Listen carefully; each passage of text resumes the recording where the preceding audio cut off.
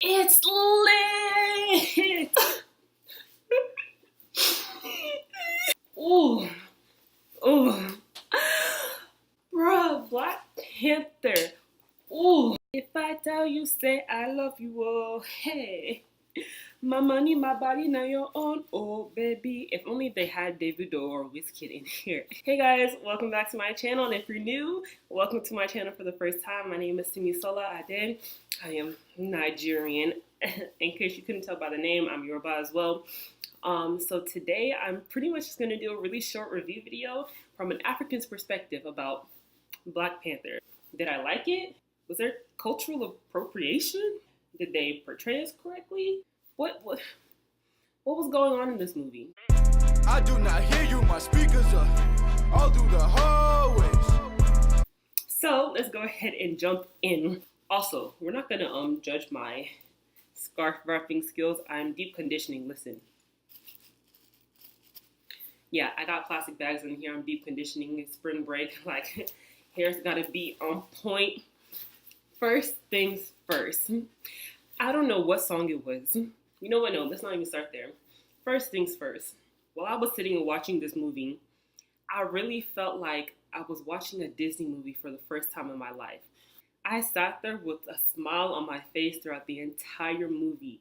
This was honestly the first time I had ever felt so represented in a film. As an African and as a Nigerian American, I was born here. I'm first generation American. I never really thought that day would come where I would see myself and see my culture and see my like language. I don't speak Xhosa. I'm Nigerian, not South African. But seeing anything that's like African and so accurately and not stereotypically, I never thought that day would come. So I was really like,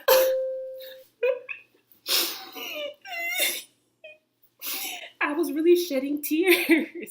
Okay, I didn't actually cry, but I really could have because I was just so happy. Now, for those of you on the topic of cultural appropriation, for those of you who are showing up to this movie theater with the white dots on your face, please stop.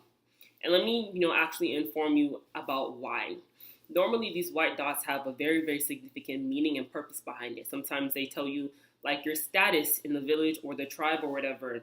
And sometimes it's really just for ceremonious purposes. For example, in the film, Lupita's character wore the white dots when they had the duel, the challenge for kingdom.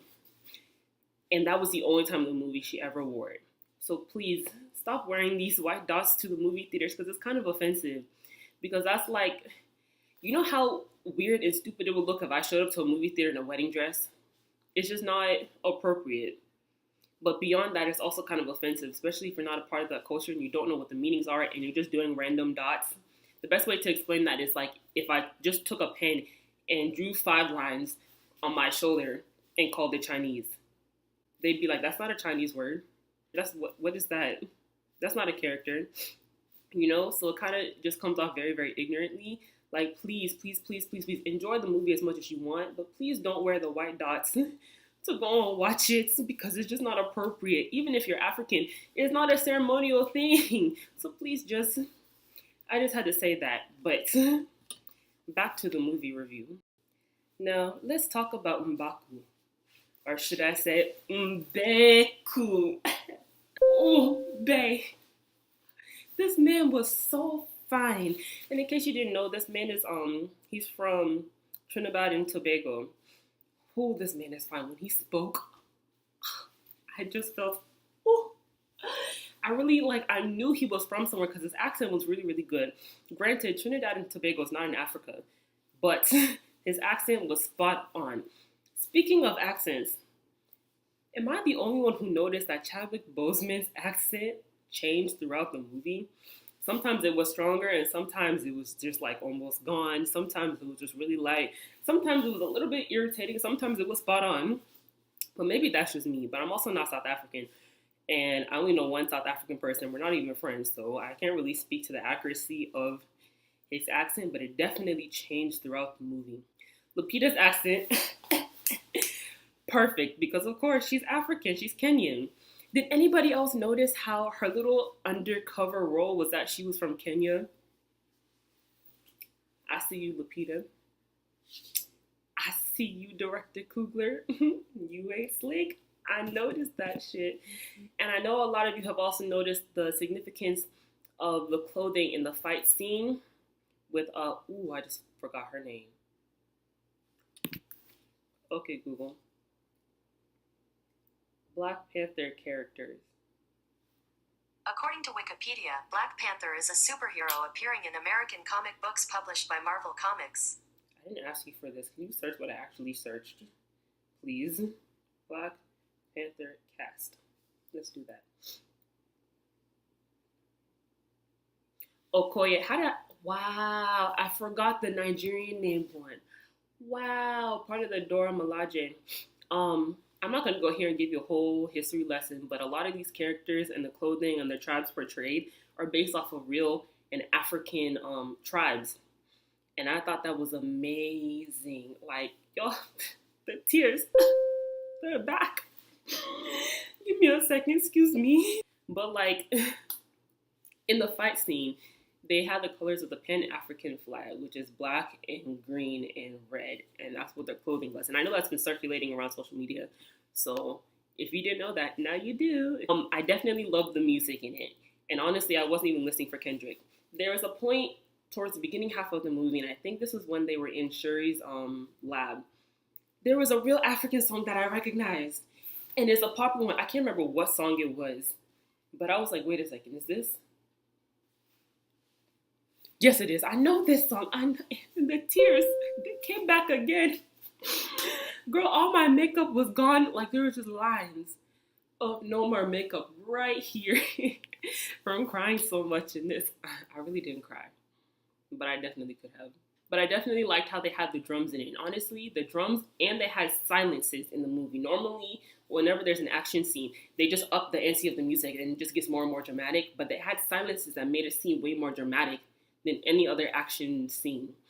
The drums were beautiful. I love that they just had basic drums as the music in the soundtrack for the movie, because it was like Africanness was everywhere throughout this movie in every possible way, in costumes, in music, in an accent, and the actors that they hired to play these roles. And honestly, wow, I really might cry now. It made me so happy because I never thought I'd see the day where there was a real life Disney African princess. And now we have one. Queen Shuri. Yes. Man. Girl, and Angela Bassett was looking real good. When she had those white dreadlocks, it was beautiful. And, okay, so I did have one slight problem. In Disney movies, they tend to always have the bad guy with black dreadlocks and have him dark skinned all the time. Now, in this movie, everybody was dark skinned. But at first, the only person with dreadlocks in it that I could recall, like actual dread. Okay, no, there were some tribes who had like the clay dreadlocks. But I was kind of like, why did they have to make Killmonger have dreadlocks? It's kind of like stereotypes. And look, all my review is based on the movie. I know there's comics, and I'm normally into that. I have not read Black Panther comics though, but I'm basing this all on the movie. So please don't hit me in the comments talking about that's how I was in the comic book. Okay, but why did he give him comic books why did he give him dreadlocks in the comic book? But this wasn't a major issue, but it's definitely something that I've noticed. The bad guy always has dreadlocks. And I was kind of hoping we would stray away from that. I mean, it wasn't a big deal. It was just something that I noticed. They did it in, what's that kid? How to Train Your Dragon. The bad guy was all of a sudden the only dark person in the movie, in the entire movie, and he had dreadlocks. Like actual dreadlocks. And I was just like, yeah. But Angela Bassett, her white dreadlocks, beautiful. Lord. Beyond that, watching this as an African in general, it made me feel so proud. It made me feel so happy. And I'm just glad that, some of these African kids living in the United States who may not be as attached to their roots and who may have been called African booty scratcher and told you live in huts and you ride giraffes and zebra to school, that they finally get to see a positive representation that makes them feel good about their heritage and their culture. I'm not going to lie. I didn't start telling people I was Nigerian until high school. And the only people I told in high school were my close friends. Now that I'm in college, I'm telling everybody. Did you know I'm Nigerian? I'm Nigerian. Naija? Yes, Naija woman. Green, white, green. Everywhere represent. But I mean, it's not like that, of course. But there's definitely a point because there's just so many negative stereotypes about Africans that it just, I was embarrassed, not embarrassed to say, I just didn't have the energy to engage in conversation with ignorance. People asking me, did you ride zebra to school? No, madame, I did not ride zebra to school. Zebra where? But I do think it's also very important to understand that while Wakanda is a fictional place, this is exactly how Africa would have been had the colonizers not come and taken everything. But this is also what Africa is becoming. It's on its way to become Wakanda.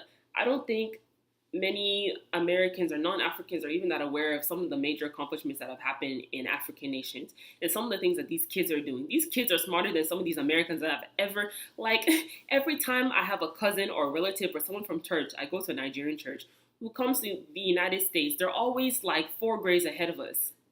4 grades. My cousin has already graduated college and she's like 3 years younger than me. Two years younger than me. My cousin, he is my age and he's been graduated like 3 years ago.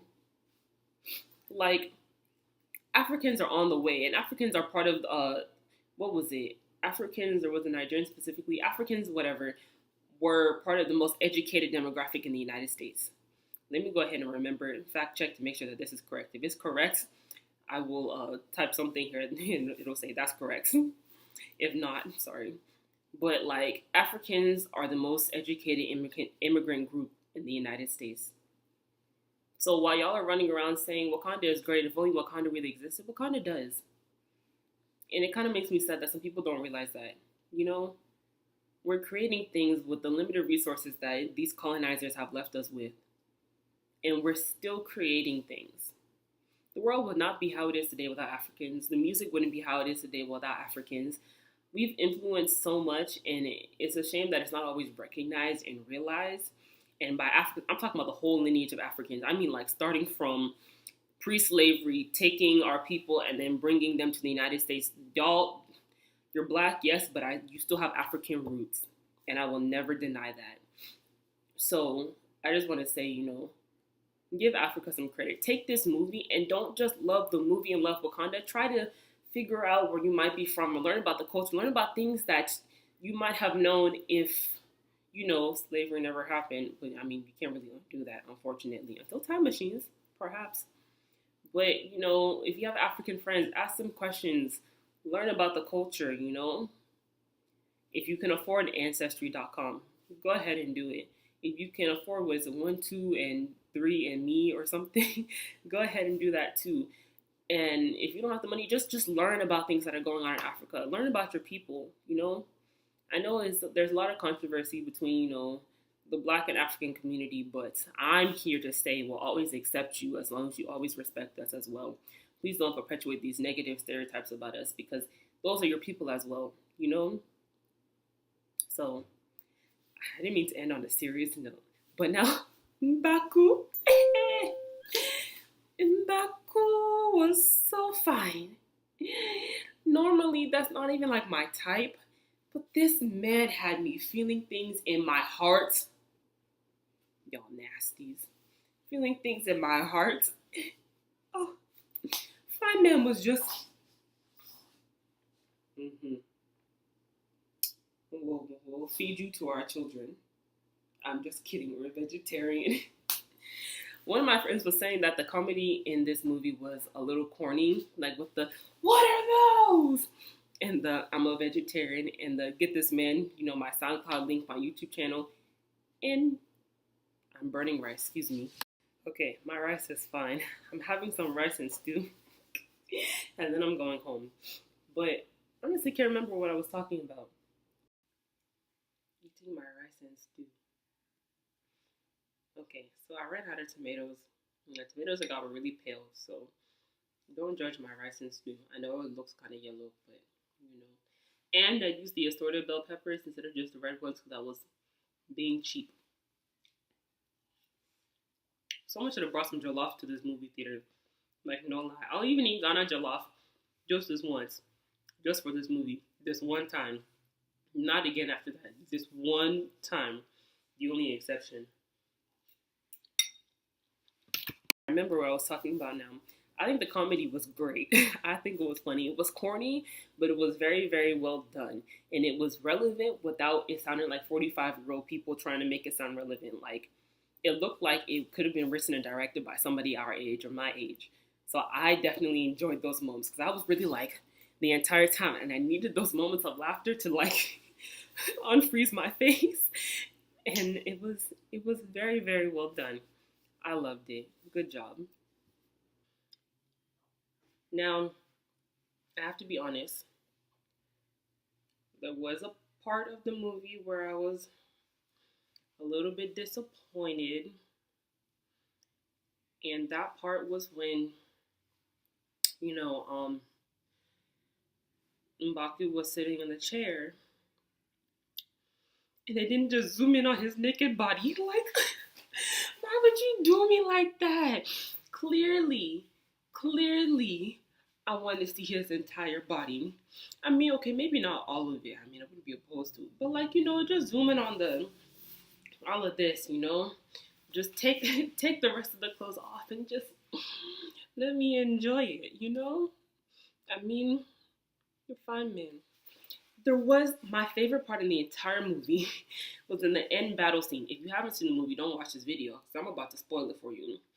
When Okoye was fighting Mr. Get Out, who switched sides really quickly all of a sudden, honestly. Especially since, like, Lupita's character had only just mentioned about expanding to the rest of the world. He was like, expand how? And then all of a sudden he's like, let me go and send weapons to people who don't. Okay, whatever. That was stupid. But the scene where Okoye was like, her lover was like, I'm not even going to name his name because little wimp, he doesn't deserve it. He did the wrong thing. He was like, would you kill me? And she said, for the good of the country, of course. And then he raised his weapon. I was like, oh, no, he's not. Ooh. And then he dropped it and just got on the ground. And then everyone else followed suit. And I was like, yes, Okoye. Yes, Dora Milaje. Yes. Yes. Ooh, that part was good. That was my men. Take notes, please. Bring pen and paper. I'll type the notes out for you. Just send me your number, and I'll send you the notes. And I have to say, Marvel, you just exposed us. You exposed us. Now everybody knows Wakanda exists. No one knew Wakanda existed until this movie. Now everyone knows that Wakanda is Nigeria, Ghana, Guinea, New Guinea, Guyana, South Africa, Zimbabwe, Morocco, Egypt. Y'all knew about Egypt though. That's the only African place a lot of people can name. Cameroon, Cote d'Ivoire.